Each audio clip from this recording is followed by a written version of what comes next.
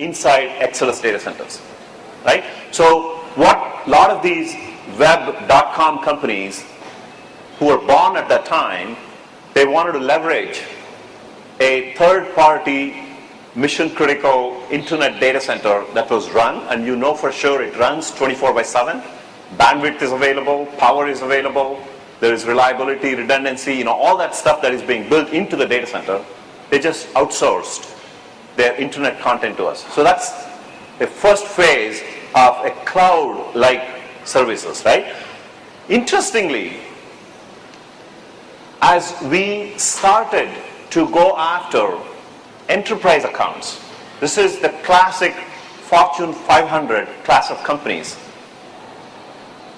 the first reaction that you get is, how can I give you my crown jewel into a third-party data center? I don't even know who you are, right? I don't know how you run your data centers. I cannot give my crown jewel into a third-party data center. So this is where the evolution, the way it actually worked, was we went back and said, give me the web front end of your enterprise applications. I'll give you some examples. We took the web front end part of it, ran in our data centers, and the databases and the mission critical or the crown jewel of what you have, you continue to run in your own data centers, which you know is well protected, secure, and you know you have control over that. So what we did was we ran a lease line between a outsourced data center, which is an Exodus kind of data center, into an enterprise data center. So the first set of customers who chose this kind of an option is the financial customers. The guys who had many requests that are coming in to look at stock quotes or do the stock transactions. So as the web was evolving, the web part of the front end was offered by Exodus. And as you make a query which has to go back into the database, you go into your own enterprise data center. So if you think of, right, if you map this is nothing but a public cloud and a private cloud. That's how it's evolved. If you look back, this happened almost 10 years ago. In '99, we had customers who had exactly this model. So given the technological innovation and the challenges and the problems that have been created, things must change. So if you look at this picture, right, I don't know if it's clear or not. I mean, one is an old style of car manufacturing, and the other one is, the old style transportation. And this, all of you know, how telephone network used to be working, right? People used to sit and then when the call comes in, you remove it and then you connect it. And power was generated independently, right? Now, as things change, you saw the automation. You saw automated telephone exchanges, right? Different forms of transportation. And just take a cable and connect in your house. Somehow, from somewhere, electricity is being generated. You don't even have to worry about it. So changes are absolutely imminent, and the same thing will start to happen even here as well, because you cannot continue to run your IT infrastructure, which needs the change where 75% of your time and dollars is being spent just to run your existing applications. It just cannot. You need additional dollars to do other things to bring in efficiency. Okay? And when you run like that, it's always a headache. All the time you're getting calls from your IT guy or from your end users questioning the performance issues, the reliability issues, and uptime issues. Okay? And people have to think differently. So what's the kind of new thinking that is coming? So the first one is on the application side. So if you look at, right, 10, 15 years ago, you build your own applications.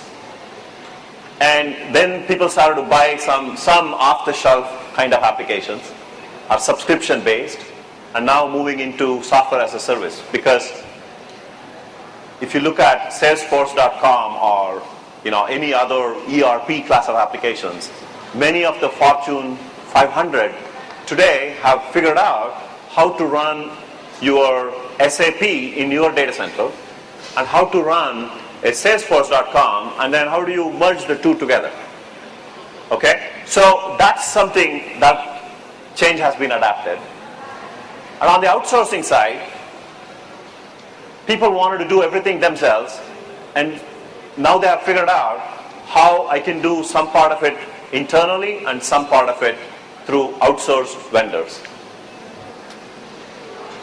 The third is, it's an emerging model where IT becomes both an internal and an external shared services. So that means I have my IT organization which meets the needs for both my internal customers as well as for my external customers as well. So this is what is leading into the adoption of the cloud computing, because over a period of time, as I run my IT, where I have demand both internally and from my external partners, a new model and a new approach needs to be thought out.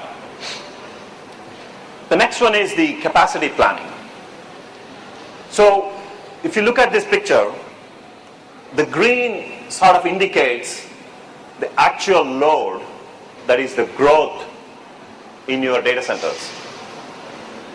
The general tendency when you add additional capacity, it's always a step function. So for example, if the load on your servers is certain percentage, then what do? You go and buy an additional 10 servers. So that's what the step function happens. So you really don't have the complete utilization, but still you're paying for it. That means you're incurring CapEx and you're incurring OpEx, right? So what if technology exists that enables you to add as you need? That way, the savings could be huge. And guess what? Technologies like the virtualization and the commodity x86 could enable you to achieve that even today.